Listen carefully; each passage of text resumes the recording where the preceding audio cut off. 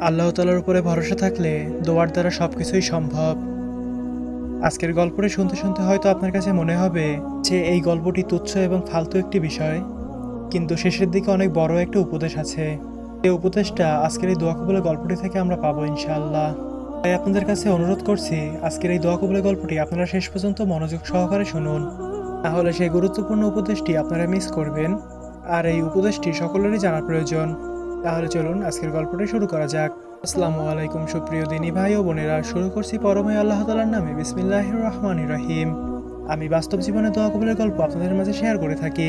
আপনার দোয়া কবুলের গল্প শেয়ার করতে চাইলে আমাদের পিন কমেন্টে দেওয়া, ডিসক্রিপশন বক্সে দেওয়া হোয়াটসঅ্যাপ নম্বরে যোগাযোগ করুন। আপনার দোয়া কবুলের গল্প আমাদের চ্যানেলে প্রচার করা হবে। তাহলে চলুন ভিডিওটি শুরু করা যাক। গল্পের শুরুতেই তিনি আমাদেরকে সালাম দিয়েছেন, আসসালামু আলাইকুম ভাইয়া। ওয়ালাইকুম আসসালাম। এরপরে তিনি লিখেছেন, আমি এইচএসসি 2024-এর একজন ক্যান্ডিডেট ছিলাম। আমার পরীক্ষার প্রস্তুতি একদমই ভালো ছিল না। আমি যখনই দোয়া করতাম তখনই চাইতাম বন্যা বা কিছুর জন্য আমার পরীক্ষাটা স্থগিত হয়ে যাক। পরীক্ষা খুব কাছের দিকে এগিয়ে আসে, কিন্তু আমার বিভাগে বন্যার জন্য শুরুর দিকে কিছু কিছু পরীক্ষা স্থগিত হয়ে যায়, কিন্তু অন্যান্য বিভাগে যথারীতি এক্সামগুলো অনুষ্ঠিত হয়।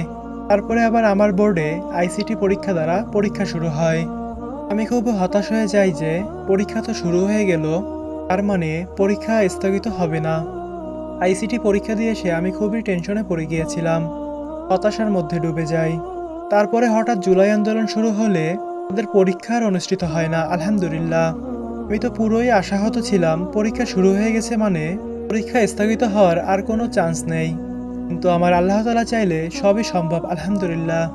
তারপরে আমি এই এক সাবজেক্টের পরীক্ষা দিয়ে আমি যা আশা করেছিলাম সেরকম ফলাফল লাভ করি, আলহামদুলিল্লাহ। আল্লাহ তাআলার কাছে নির্দিষ্ট করে যতটা পয়েন্ট চেয়েছিলাম যে আমাকে এত পয়েন্ট পাইয়ে দিতে, তা যেভাবেই হোক, আল্লাহ তাআলা চাইলে তো কোনো কিছুই অসম্ভব না। সম্ভব শুধুমাত্র মানুষের জন্য প্রযোজ্য। আমাদের আল্লাহ তাআলার কাছে সবকিছুই সম্ভব। আর ভাইয়া, আমি তেমন কোনো আমলই করতে পারিনি। আমি যখনই দোয়া করতাম তখনই আমার মাথায় এই হাদিসটা আসতো যে মহান আল্লাহ তাআলার সম্পর্কে তুমি যেমন ধারণা রাখবে, তিনি তোমার সাথে তেমন আচরণ করবেন। এটা ভেবে আল্লাহ তাআলার কাছে নির্দিষ্ট করে যে পয়েন্ট চেয়েছিলাম, আলহামদুলিল্লাহ তার থেকে বাড়তি পয়েন্ট পেয়েছি। আমি যখনই দোয়া করতাম তখনই বলতাম, আল্লাহ তাআলা যদি আমার দোয়া কবুল করেন তাহলে দোয়া কবুলের গল্পতে আমি শেয়ার করব। আমার গল্পটি অনেক আগে শেয়ার করার কথা ছিল, কিন্তু কোনোভাবেই তা শেয়ার করতে পারিনি। আলহামদুলিল্লাহ, আজকে তার তৌফিক হলো। নিশ্চয়ই আল্লাহ তাআলা উত্তম পরিকল্পনাকারী। যে সমস্ত ভাই বোনেরা যারা আপনারা পরীক্ষার্থী, তারা হতাশ না হয়ে আল্লাহ তাআলার কাছে দোয়া করুন। ইনশাআল্লাহ আপনার যে ফলাফল লাগবে সেটি আপনার আল্লাহ তাআলার কাছে চেয়ে নিন। আল্লাহ তাআলা চাইলে সবটাই সম্ভব। প্রিয় দিনী ভাই এবং বোনেরা, আজকের দোয়া কবুলের গল্পটি এই পর্যন্তই। আমি জানি এই গল্পটি শুনতে শুনতে অনেকেই হয়তো ভাবছেন যে এটা একটা তুচ্ছ ফালতু বিষয়ের গল্প। আপনাদের কাছে একটাই অনুরোধ, যেহেতু গল্পটি আপনি এই পর্যন্ত শুনেছেন, তাহলে শেষের কয়েকটি কথাও শুনে যান। একটা কথা সবসময় মনে রাখবেন, কার দোয়ার মাধ্যমে কখন কি হয় বা কার দোয়া আল্লাহ তাআলা কিভাবে কবুল করেন তা বলা মুশকিল। হতে পারে আল্লাহ তাআলা আপনার একটা তুচ্ছ বিষয়ের দোয়া কবুল করলেন, আর এই দোয়াটা কবুল করে অনেকেরই উপকার হতে পারে, বা সাধারণভাবে মনে হতে পারে এটার কারণে অনেকেরই ক্ষতি হয়ে গেল।